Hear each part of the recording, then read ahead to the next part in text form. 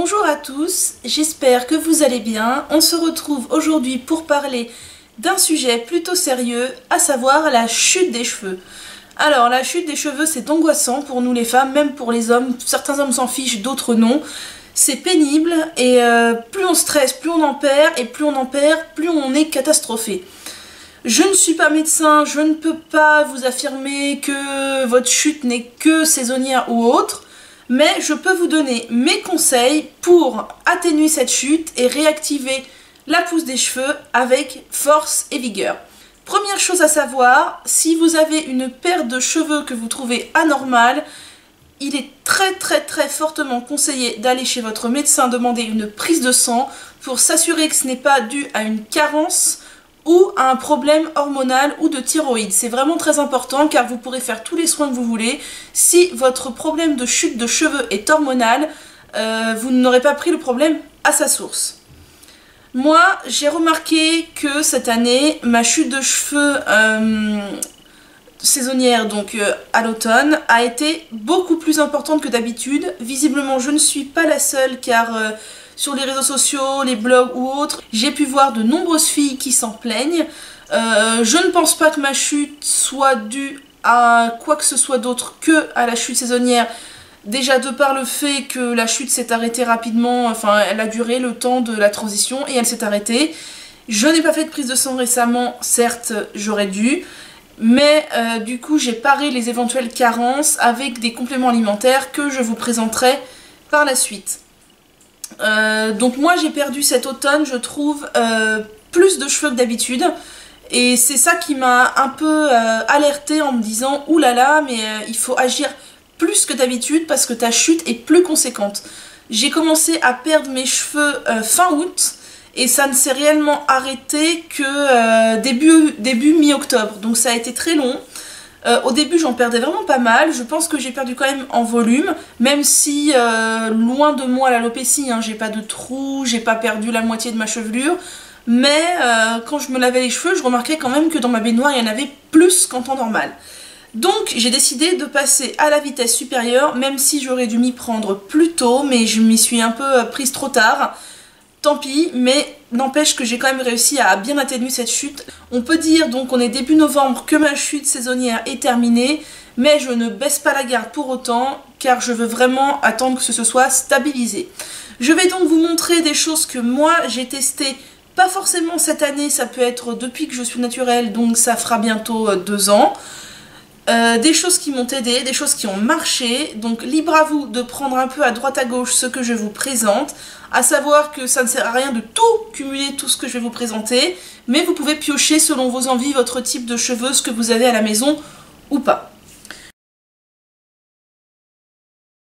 Donc on va commencer par la catégorie compléments alimentaires. Qu'est-ce que j'ai fait cette année?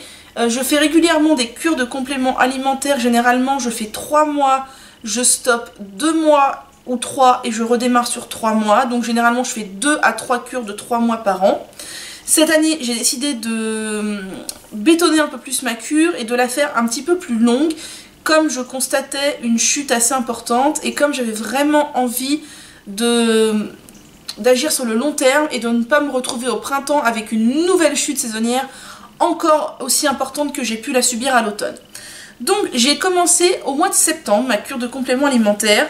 J'ai commencé par prendre de la spiruline. Donc j'ai choisi les gélules de chez Arcopharma car ce sont des gélules et non des comprimés. Moi je privilégie les gélules donc comme ceci et non les comprimés car les comprimés, j'ai pu lire que les comprimés sont chauffés pour être bien assemblés et que ça détériore un peu la nature du produit. J'ai donc choisi cette spiruline car elle était dans un ordre de prix correct, c'est la marque Arcopharma, il y a 150 gélules dedans. Et j'ai choisi la levure de bière aussi de chez Arcopharma car c'est de la levure de bière vivante, donc revivifiable, encore plus efficace que de la levure de bière classique, là aussi en gélule et non en comprimé. La spiruline, donc c'est connu pour la vitalité, c'est très riche en nutriments, c'est très riche en fer. Pour les personnes anémiées, la spiruline est recommandée. J'avais déjà fait une cure de spiruline l'an passé, je l'avais démarré pour les cheveux et le premier effet que j'avais vu c'était le tonus quoi. Je me levais le matin, je n'étais plus fatiguée comme avant. Je me suis dit que donc c'était obligatoire, j'allais en refaire une cette année à la période de la rentrée jusqu'à l'arrivée de l'hiver, car c'est là que je suis le plus stressée et le plus fatiguée, et la spiruline m'aide vraiment beaucoup, mais ça n'a rien à voir quoi. Là, autant sur les cheveux des fois l'effet on peut pas trop savoir, autant là moi je peux vous dire que c'est indéniable. Au bout de 2 semaines de cure de spiruline, je me lève le matin, je suis plus fatiguée, alors qu'avant on sent que le matin le réveil c'est super dur, on n'y arrive plus, enfin voilà. Et pareil avec le coup de barre de l'après-midi juste après manger. Moi, avec la spiruline, bah, je le sens presque plus non plus, alors que d'habitude, le coup de barre à 13h-14h, il est juste horrible. J'ai donc commencé la spiruline début septembre. Il était dit de prendre 1 à 3 capsules par jour. Alors, moi, ce que j'ai fait, c'est qu'en fait, je préfère commencer doucement. Donc, j'ai commencé par 1 gélule par jour pendant 1 semaine. Puis, la 2e semaine, j'ai pris 2 gélules par jour. Et la 3e semaine, j'ai pris les 3 gélules par jour et là depuis je continue à 3 gélules par jour. Il faut savoir que la spiruline peut avoir des effets un peu pénibles sur le transit chez certaines personnes, peut donner de la constipation ou de la diarrhée et éventuellement provoquer des nausées, mais c'est généralement si vous en prenez trop d'un coup. C'est pour ça que moi je démarre doucement et je n'ai eu aucun souci. Là j'ai presque fini ma boîte. Donc j'ai fait septembre, octobre, là on est novembre, je pense faire donc septembre, octobre, novembre, décembre. Et je pense arrêter à la fin décembre pour avoir vraiment fait une bonne cure pour l'hiver, et pour mes cheveux, et pour ma vitalité, et pour faire le plein de tous les bons nutriments présents dans la spiruline. Même chose pour la levure de bière, c'est la même posologie, 1 à 3 gélules par jour, et pareil, j'ai commencé avec 1 gélule par jour la première semaine, 2 gélules par jour la 2e semaine, et après j'ai démarré à 3 gélules par jour. Certains disent que la spiruline ça les ballonne, d'autres disent que ça leur pose des problèmes de transit. Moi j'ai pas eu de soucis, mais c'est pareil, j'ai démarré en douceur et je pense que ça joue vraiment un rôle important de démarrer en douceur. Je vais aussi l'arrêter fin décembre. À ces 2 compléments alimentaires, j'ai ajouté du magnésium marin. Celui-ci est complété en vitamine B6 et B9, mais la boîte est terminée. Actuellement j'en prends un autre qui est juste du magnésium marin. Alors le magnésium c'est bon pour l'équilibre émotionnel, donc je l'ai pris aussi parce qu'avec l'arrivée de l'hiver, la nuit qui tombe, on a le moral qui chute un peu, et moi je suis quelqu'un qui réagit beaucoup, qui suis très très sensible émotionnellement à toutes ces choses là, et aussi parce que le magnésium est important pour la repousse du cheveu. Donc j'ai allié les deux. Je n'ai pas démarré ce complément en même temps que la spiruline et la levure de bière, car déjà je ne voulais pas démarrer tout en même temps, et je voulais aussi ne pas finir en même temps pour ne pas m'effondrer complètement une fois que j'aurai tout arrêté d'un coup. J'ai donc commencé le magnésium en octobre seulement, et donc je compte faire octobre, novembre, décembre, janvier. Comme ça je finirai le magnésium 1 mois plus tard que la spiruline et la levure de bière. Ça laisse à mon corps le temps de se déshabituer progressivement des compléments alimentaires qui ne seront plus là et de ne pas me retrouver complètement à plat du jour au lendemain. En même temps que le magnésium, j'ai ajouté de la biotine qui est de la vitamine B8, à savoir que les cheveux ont besoin de beaucoup de toutes sortes de vitamines B, la B8, la B12, la B9, pour pousser à la racine. Le bulbe a besoin de cette vitamine pour être actif. Donc j'ai décidé de prendre de la vitamine B8. Alors j'ai choisi la marque Solgar. Pourquoi? Un peu par hasard, hein, je vous ne cache pas. Premièrement parce que ce sont aussi des gélules et non des comprimés. Ensuite parce que c'est dosé à 1000 microgrammes. Et parce que j'en ai entendu du bien. Et franchement, je ne suis pas déçue. Donc là, il est conseillé de prendre 1 gélule par jour. Je ne vous ai pas dit, le magnésium, c'est 1 gélule par jour le matin. Donc je prends ma gélule le matin. Ça, c'est 1 gélule par jour. Donc je la prends le midi. J'ai aussi commencé au mois d'octobre. Pareil, pour la même raison que le magnésium, pour ne pas cumuler trop de choses en même temps. Donc la vitamine B8, je l'arrêterai aussi en janvier, en même temps que le magnésium. Je ne sais pas si c'est véritablement efficace, je me suis surtout basée sur le témoignage de Sirène Bio qui a fait une vidéo vraiment très intéressante sur les problèmes de cheveux qu'elle a eu suite à l'arrêt de sa pilule et comment elle a réussi à s'en sortir. Et les compléments alimentaires l'ont vraiment aidé. Alors je vois déjà certains d'entre vous bondir en disant mon Dieu, tu prends tout ça d'un coup.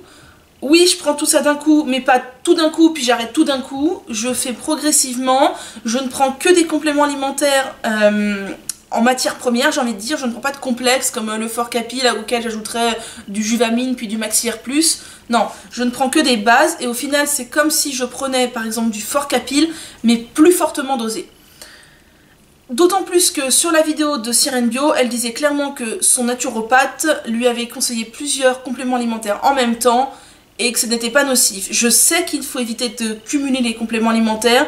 Ceci dit, moi là vous allez voir que j'en prends 4 ensemble. 4 c'est tout, j'en prends pas plus. Mais je pense que c'est un bon combo pour vraiment booster le corps et booster le cuir chevelu, la repousse des cheveux et limiter la chute. Le dernier complément alimentaire que je viens de démarrer donc pour ce mois de novembre, c'est le MSM qui est du soufre, qui est aussi très bon pour les cheveux et pour la pousse des cheveux, puisque les cheveux ont besoin de soufre aussi pour pousser.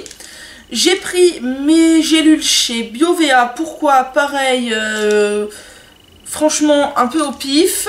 J'ai pris parce que c'était dosé à 500 mg et parce que c'était aussi des gélules et pas des comprimés. Ensuite, alors il est dit de prendre 1 à 2 capsules par jour. Moi je n'en prends qu'une seule et je la prends le soir. Comme ça, en plus de ma spiruline et de ma levure de bière, le matin je rajoute du magnésium, le midi de la biotine et le soir du MSM. Cette cure, je viens de la démarrer au mois de novembre, toujours dans un souci de démarrer échelonné et d'arrêter échelonné. J'arrêterai donc le MSM en février pour pouvoir habituer mon corps à ne plus avoir de compléments tout en douceur. Voilà donc, je vous ai dit 4 compléments, maintenant en fait c'est 5. Voilà donc les 5 compléments alimentaires que je prends et pour renforcer mes défenses immunitaires, et pour la vitalité, et pour éviter les carences, et aussi, et surtout, pour mes cheveux. Donc, de la spiruline, de la levure de bière, du magnésium, de la biotine, et du MSM. J'ai vu clairement que ça faisait du bien sur mon corps, et aussi sur mes cheveux. Je trouve qu'ils ont poussé plus vite depuis que je prends ces compléments. Alors je sais pas si vous pouvez vous en rendre compte, mais moi je trouve que plus ça va, plus ils poussent, enfin par rapport aux premières vidéos que j'ai pu faire cet été. Et en plus, voilà, je pense que c'est réellement efficace. Si vous ne deviez prendre que 2 compléments alimentaires, moi sincèrement je vous conseille la levure de bière et la spiruline. D'autant plus, et un seul, la spiruline, parce que la spiruline est vraiment un complément ultra complet. Et non seulement, en plus de faire du bien aux cheveux, il fait du bien au corps tout entier. Après avoir parlé de compléments alimentaires, je vais vous parler de lotions que j'applique ou j'appliquais, que j'ai essayé cette année ou l'autre année, sur mon cuir chevelu pour tonifier et limiter la chute. Alors, l'année dernière, j'ai testé la lotion capillaire à la sève de bouleau de chez Guéral, donc c'est bio.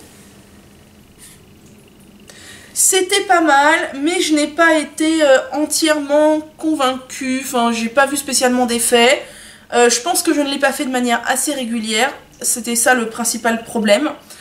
Je le combinais avec la lotion au romarin de chez Velleda. Alors là c'est un flacon neuf que j'ai racheté car mon autre flacon est vide. Je combinais les deux ensemble, donc généralement un jour sur deux, ou des fois ça m'arrivait même de mélanger et de mettre les deux. Clairement je préfère la lotion Velleda, je trouve qu'elle est nettement plus efficace. Et si je devais en racheter qu'une, ce serait celle-là, d'autant plus que le romarin, on sait que c'est efficace sur la chute des cheveux. Le bouleau, voilà, donnez-moi votre avis, si vous avez déjà testé ça, je suis toute oui. Cette année, j'ai testé une nouvelle lotion dont je suis complètement convaincue. Je vais dire complètement folle, non, faut pas pousser. Mais c'est une lotion qui m'a complètement convaincue et je l'ai utilisée vraiment quasiment quotidiennement depuis mi-septembre. Et je trouve qu'elle a réellement aidé mon cuir chevelu qui était notamment devenu qui était sensible dû à la chute, mais qui aussi était un peu irrité dû au stress de la rentrée. Et ça m'a vraiment beaucoup aidé. C'est la lotion capillaire fortifiante, équilibrante et apaisante à la camomille et au romarin de chez IBEO Cosmétiques. Donc moi je l'ai acheté directement sur le site de IBEO, c'est peut-être trouvable en magasin bio, je ne sais pas. C'est marqué de conserver la lotion au frigo, donc je la conserve au frigo. C'est certifié Nature et Progrès et cruelty free, donc c'est parfait. Alors moi ce que je fais c'est que je pulvérisais cette lotion sur mon cuir chevelu soit le matin soit le soir en fonction de mes humeurs, généralement plutôt le matin. Déjà parce que c'est au frigo, c'est frais, ça fait un bien fou et vraiment je sentais que ça m'apaisait le cuir chevelu. Donc j'appliquais surtout à l'arrière, c'est là que j'avais le plus de démangeaisons. Je massais doucement et franchement nickel. Je pense que cette lotion a aussi eu un bon rôle dans le fait d'atténuer ma chute de cheveux. Je vais maintenant vous parler d'huile que j'ai appliquée régulièrement en bain d'huile uniquement sur mon cuir chevelu à raison de 1 fois par semaine voire 2 fois par semaine certaines semaines. Je le fais depuis un bout de temps, ça je le fais depuis peut-être juin et je vais continuer, je le fais 1 fois tous les 10 jours depuis juin, 1 fois par semaine depuis septembre et là depuis 2-3 semaines je le fais 2 fois par semaine et je remarque réellement des résultats concluants. À savoir, je vous recommande vraiment beaucoup l'huile de soins capillaires purifiante de chez Cadi.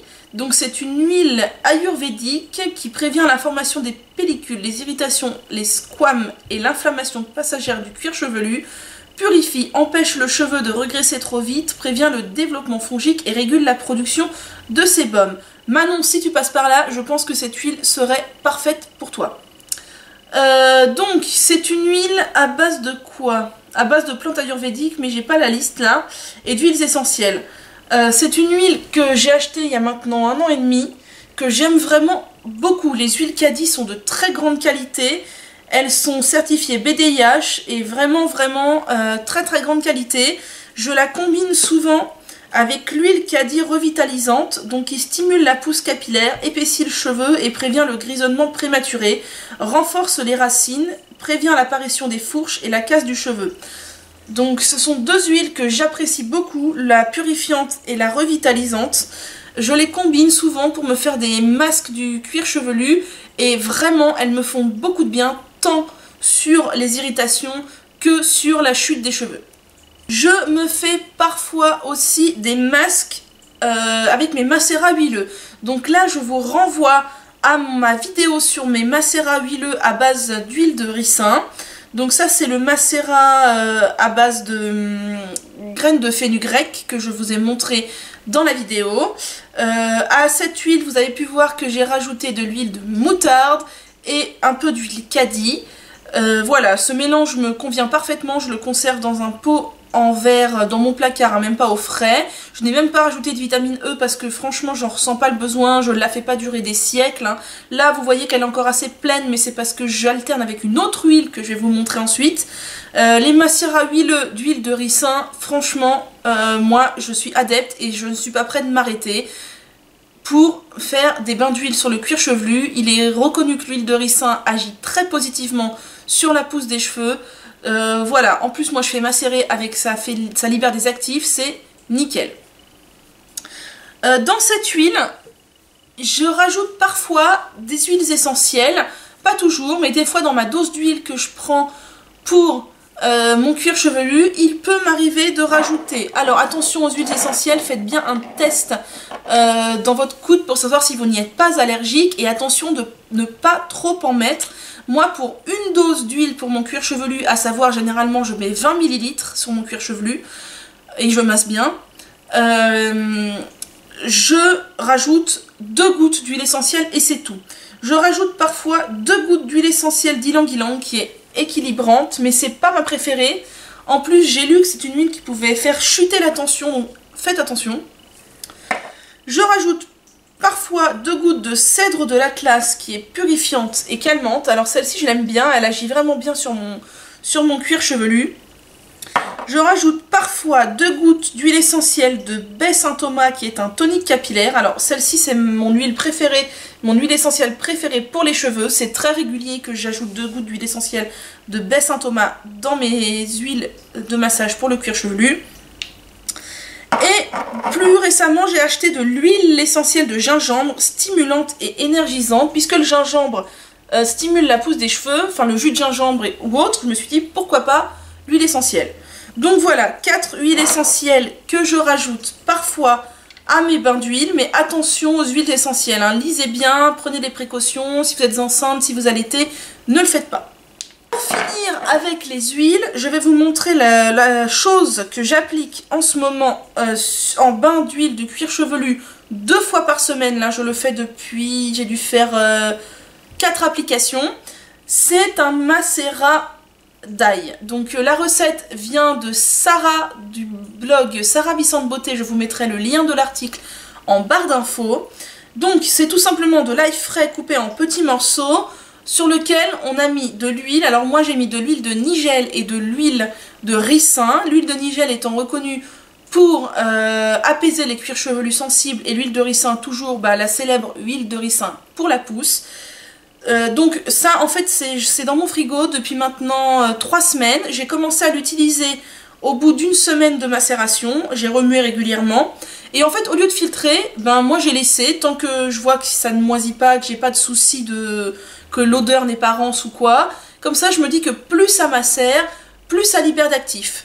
J'espère pouvoir utiliser toute mon huile avant que ça ait tourné. Sinon tant pis, mais au frigo ça a l'air de très très bien se conserver et ça marche du tonnerre. Je pense que parmi tout ce que je vous ai montré, la chose qui a marché le plus vite et qui m'a montré l'effet le plus flagrant, c'est ce macérat d'huile avec de l'ail. C'est la chose qui m'a cessé le plus rapidement ma chute de cheveux et qui m'a apaisé le cuir chevelu comme jamais. Je pense que c'est l'huile de nigel. Je n'avais jamais testé l'huile de nigel sur le cuir chevelu. Là franchement avec ce mélange j'ai été bluffée. Parce que d'habitude quand j'utilise une huile pour apaiser mon cuir chevelu, je la pose donc généralement une journée, je lave les cheveux le soir. Pendant 2 jours c'est apaisé, au bout du 3e jour les démangeaisons reviennent. Là franchement je suis bluffée, je n'ai presque plus aucune démangeaison du cuir chevelu. Donc comme disait Sarah, elle va faire une bonne cure pour bien renforcer ses cheveux. Moi aussi, je pense faire encore ma cure au moins jusqu'à fin décembre. Donc quand cette huile là sera finie, je vais tout jeter, donc tous les morceaux d'ail, et je vais en refaire un nouveau macérat. Voilà, c'est tout pour les huiles que je peux vous recommander. Alors si vous n'avez que de l'huile de ricin et de l'ail, allez-y foncez, hein, faites le mélange. Si vous avez de l'huile Cadi, tant mieux, elle est très bien. Si vous avez juste de l'huile de ricin et que vous voulez pas mettre d'ail sur vos cheveux, allez-y. Petite parenthèse, l'huile d'ail, alors moi j'avais testé le jus d'ail sur les cheveux, c'était une abomination niveau odeur, c'était horrible. L'huile d'ail, sincèrement, j'ai essayé avec plusieurs sortes de lavage. Après lavage, on ne sent absolument rien. Alors c'est peut-être parce que j'ai mis de l'huile de nigel qui, elle, a une odeur assez couvrante aussi. Mais alors, ail plus huile de nigel plus ricin. J'ai testé le lavage aux poudres, j'ai testé le lavage à l'infusion de noix de lavage et j'ai testé le lavage au shampoing bio. Dans les 3 cas, on ne sent rien. Alors foncez, ne dites pas je ne veux pas le faire à cause de l'odeur. Moi j'ai testé ces 3 types de lavage et on ne sent absolument rien du tout. Vraiment, alors peut-être que j'ai de la chance que c'est mon cuir chevelu qui ne retient pas les odeurs. Mais franchement, moi, après lavage, je ne sens plus rien. Je voudrais vous montrer un dernier produit qui m'aide aussi au quotidien, et ce depuis quasiment que j'ai découvert le naturel, pour renforcer mes cheveux, apaiser le cuir chevelu et renforcer la pousse des cheveux. Il s'agit, je pense que tout le monde s'en doute de quoi il s'agit, des poudres indiennes et des poudres de plantes. Alors vous voyez, moi j'ai une grosse boîte dans laquelle j'ai mélangé plusieurs sortes de poudres. C'est un masque ayurvédique, soignant et lavant que je fais en même temps. Je le fais une fois par semaine. Donc dedans il y a entre autres du shikaka qui est l'avant, de la poudre d'harita donc qui est de la poudre de noix de lavage, mais aussi des poudres ayurvédiques donc qui vont renforcer les cheveux et aider à leur croissance, comme la poudre de Kapur Kashli, la poudre d'amla ou la poudre de nem.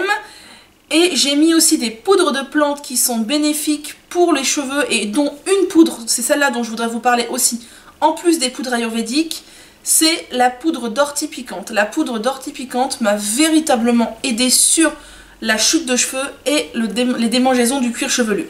Donc je sais que beaucoup d'entre vous ne sont pas forcément adeptes des poudres parce que c'est contraignant, parce que vous pensez que c'est pénible à rincer, parce que vous pensez que ça assèche les cheveux. Oui et non. Moi j'ai envie de dire, si on veut prendre soin de ses cheveux, on se donne les moyens. Sinon, bah on vient pas se plaindre.